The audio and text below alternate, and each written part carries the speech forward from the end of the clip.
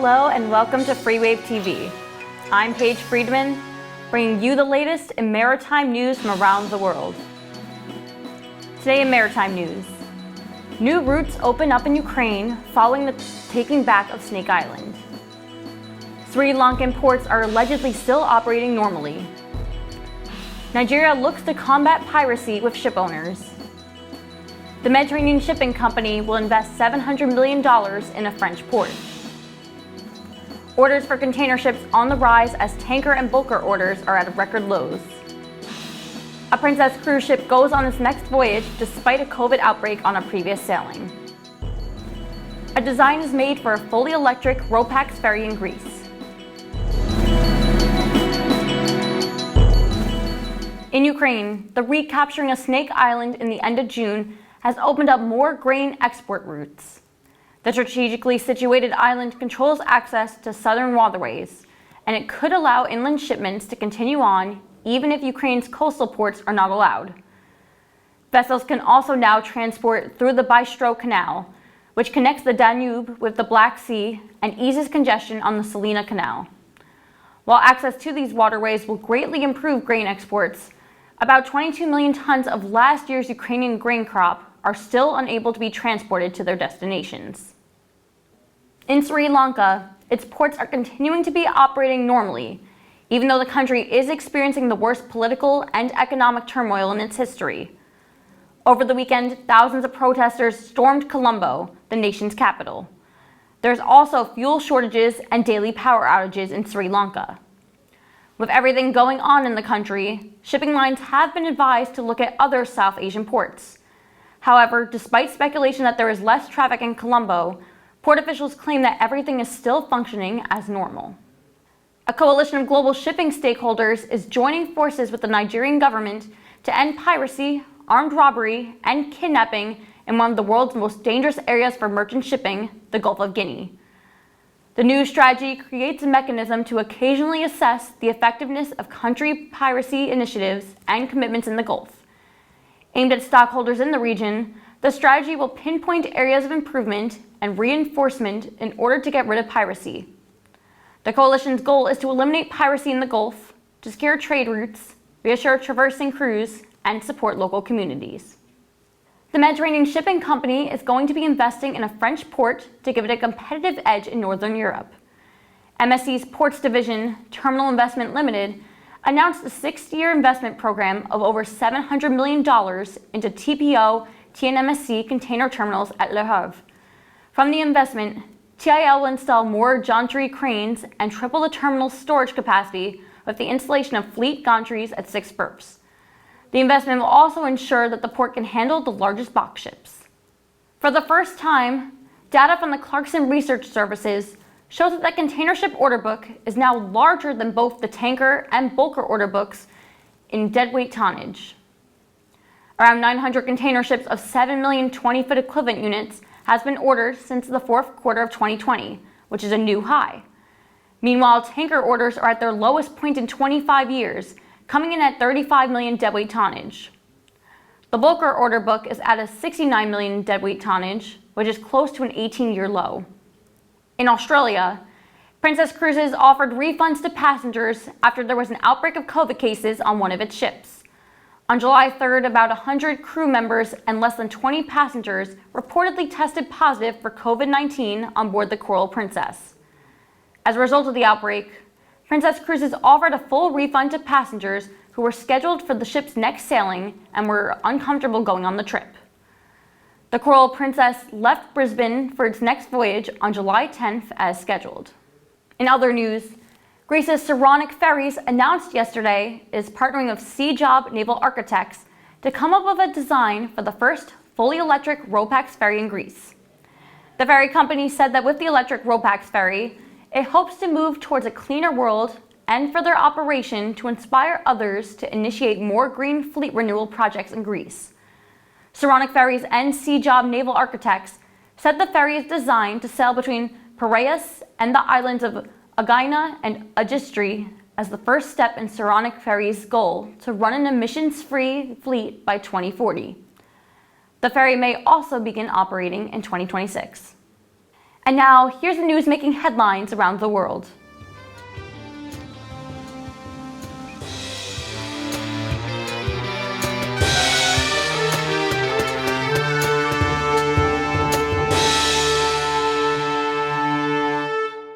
On Tuesday, Ukraine announced a successful long-range rocket strike against Russian forces in southern Ukraine.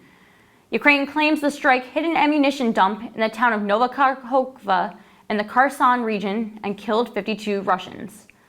Officials claim that Ukraine has full intentions of reclaiming a counteroffensive using hundreds of thousands of troops. United States official Jake Sullivan said that information received by the U.S. suggested Iran was preparing to train Russian forces to use drones to aid Russia in its war against Ukraine. Drones have acted as a crucial chess piece for Ukraine, while Russia has been using drones for spotting and perfecting its artillery fire. The timing seems to be sly, as just last week, Ukraine appealed for donations to further help the country in its war efforts. Alongside rumors of drone donations, comes the claim that Russian President Vladimir Putin has been recruiting soldiers from Iranian prisons. He is set to meet with Iranian and Turkish leaders in Tehran next week. The visit will be Putin's second foreign trip since Russia's initial invasion of Ukraine. The Kremlin spokesperson, Dmitry Peskov, told reporters that Putin was also planning to have a separate meeting with the Turkish president. A senior U.S. Treasury official announced on Tuesday that the price of oil could surge to around $140 per barrel if a proposed price cap on Russian oil is not adopted. Just yesterday, Russia closed the Nord Stream pipeline for annual maintenance. However, the German government fears that the pipeline might get cut off. Alongside the dramatic rise in oil and the world's reliance on Russian oil, comes the reality of having to grant some sanction exceptions, allowing shipments some leeway in costs as inflation continues to scorch an idea of a past life.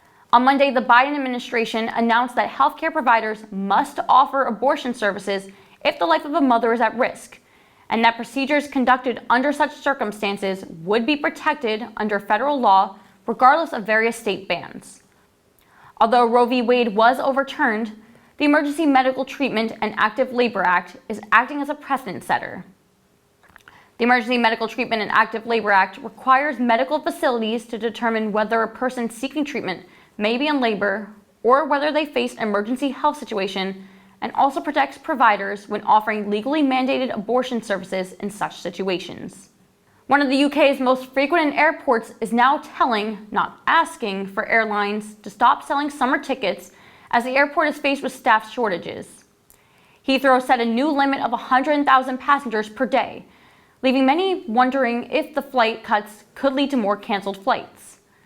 The new limit will be in place until September 11th. On the political side of things, today Rishi Sunak's campaign to be Britain's next Prime Minister got endorsed by Deputy Prime Minister Dominic Raab and Transport Minister Grant Shapps, leaving his bid for endorsement at the door. Shapps announced on Twitter he was abandoning his bid, saying Sunak had the competence and experience to lead the country. As the world begins to feel climate change, China is wishing for cooler climates. Shanghai and numerous other towns in China are experiencing sweltering heat. A result of the exceptionally hot weather was that the heat actually buckled roadways, burst roof tiles, and forced residents to seek relief in underground raid shelters. On Tuesday in China, 86 cities issued red alerts, the most severe alert in a 3-tier warning system, warning citizens of the temperature's potential to rise over 40 degrees Celsius in the next 24 hours. Following the red alert, construction and other outdoor work were halted. On Tuesday, Japan said farewell to its beloved former Prime Minister Shinzo Abe. In a scene filled with flowers, flags, and black ribbons, crowds mourned the death of their leader, who was gunned down just last week while giving a campaign speech. Crowds lined the streets as the hearse carried Abe, and the atmosphere was heart-wrenching. One onlooker reportedly shouted, "Thank you very much for your work for our country." As one leader's life was celebrated, another leader is forced to resign as protests and brawls for his resignation have been going on. In Sri Lanka, Sri Lankan immigration officials stopped the president's brother and former finance minister Basil Rajapaksa from flying out of the country. The president is now set to relinquish his position on Wednesday. It was not clear where Rajapaksa, who also holds U.S. citizenship, was trying to go. A Barcelona court has authorized an autopsy on former Angolan president José Eduardo dos Santos, who died suddenly in Barcelona on Friday. Dos Santos was in Spain for medical treatment and died after he went into cardiac arrest. The court's authorization follows Dos Santos' family's claims that there was a murderous plot against him. His daughter claims that political opponents did not want him to back the opposition in next month's Angolan elections. During his 38 years in power, Dos Santos prioritized a vigorous anti-corruption campaign to eventually step down in 2017. After 8 consecutive days of protest, Panama's President Laurentino Cortizo has announced reduction in petrol prices. Protesters were demanding their government to curb inflation after the cost of food, medicine, and electricity, as well as fuel, shot up. Abiding by the president's announcements, the cost of fuel for private vehicles will be lowered to $3.95 per gallon starting Friday. This lowers the price of petrol by 24% from the end of June. As a wildfire raged through Yosemite National Park for not 3, but 4 days, firefighters in California have potentially been containing the blaze. However, a press statement counteracted the claims of progress, saying that there was 0% containment. The Fire Incident Management Team's public relations officer said he was investigating the discrepancy, but added that he was aware of containment areas on the most recent fire map and anticipated the incident to report some containment. The new James Webb Space Telescope has shown its first full-color image. Further debut pictures from James Webb are due to be released by NASA in a global presentation on Tuesday. However, the image is said to be the deepest, most detailed infrared view of the universe to date, containing the light from galaxies that have taken many billions of years to reach us. We're now going to take over to Jean-Louis, who's going to share what's going on in the sports world.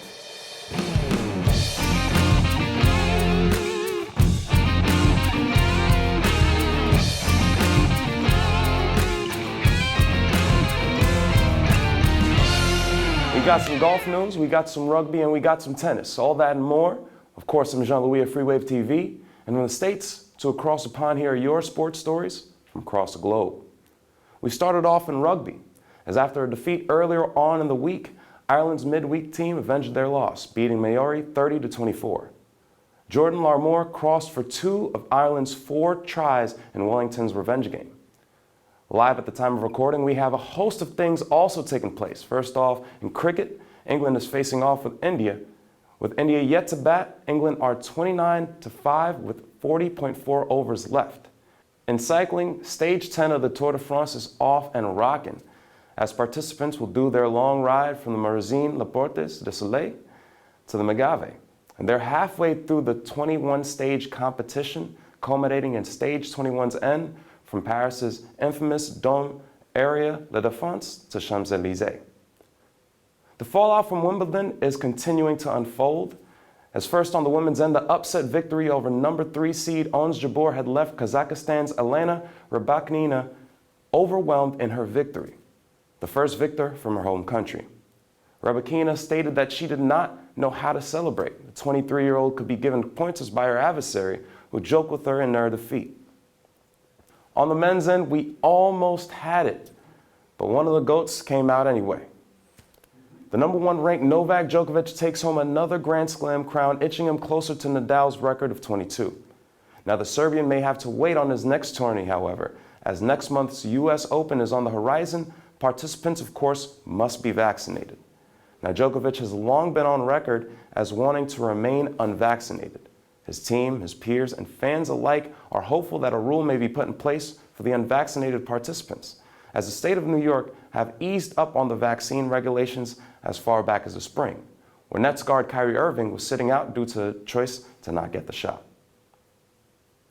Speaking of some hoops, we have some Summer League news as the number 1 pick Paolo Banchero has been deactivated from the Orlando Magic roster after 2 games.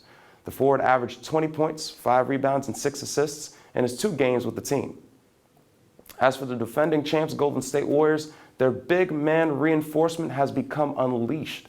James Wiseman, the 2nd pick in the 2020 draft, has played his first game since his knee injury last season. He scored 11 points, notching 2 rebounds and 2 blocks in over 20 minutes of play. The MLB is in the driver's seat for All-Star Weekend. The roster of the game is stacked on both ends, with the National League headlined by Bryce Harper of the Phillies, Padres' Manny Machado, Mets star and home run king Pete Alonso, and the Qatar's brothers, Wilson and William, who are the first brothers in 30 years to accomplish that feat.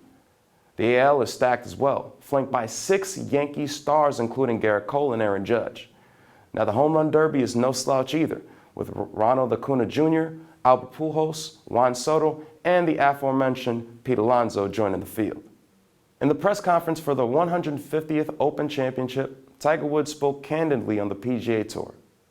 Now, players who were lured into the Saudi Arabian finance circuit signing lucrative bonuses, Woods spoke on, stating that the players, including former major champions Bryce DeChambeau, Dustin Johnson, and Brooks Koepka, have all turned their back on the tour. Now, many syndicates have offered similar criticisms, with multi-time major winner Jack Nicklaus also chiming in with a more personal stake in the matter, targeted towards he and Greg Norman. Trouble is also brewing in the country of Ireland, as the Tokyo Olympic 200mm finalist Leon Reid has been barred from Commonwealth Games after a security risk assessment. The 27-year-old was found guilty, allowing a representative to produce cocaine. The runner was banned from competition and given 220 hours of unpaid work by the Bristol Crown Court.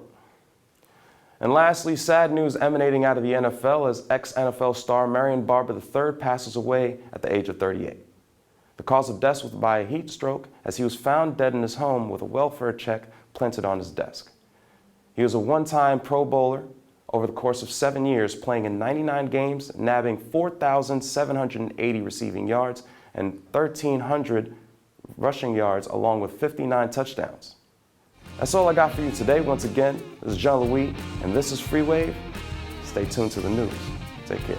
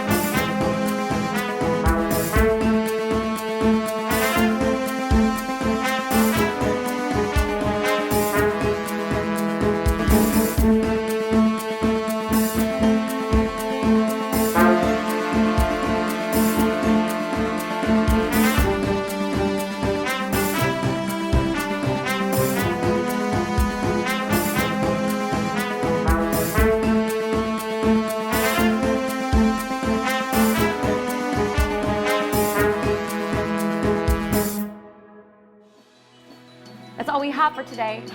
For more detailed news, you can visit our website, www.freewavetv.com. On behalf of all of us here at Free Wave TV, thanks for watching, and we'll see you our next newscast on Thursday.